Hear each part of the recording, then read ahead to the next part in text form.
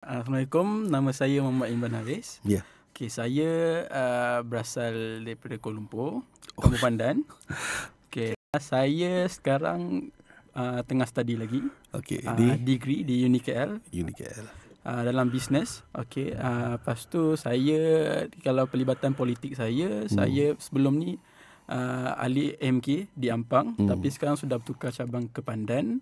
Atas sebab saya stay di Pandan dan Yalah, lebih bergemar buat program di sana lah. Saya banyak program di sana.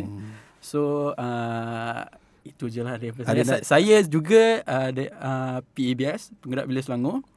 MPAJ Zon 7. Zon 7 masih Ampang lagi. Selain itu kalau dalam NGO saya dalam GPMS lah. Okey. GPMS Ampang. Ampang. Ada nak declare apa-apa ke? Tak ada, itu sajalah. Tak negasi ke? Tak ada, saya tak ada. Itu tak ada. Saya tak ada lagi. Jangan tanya ni.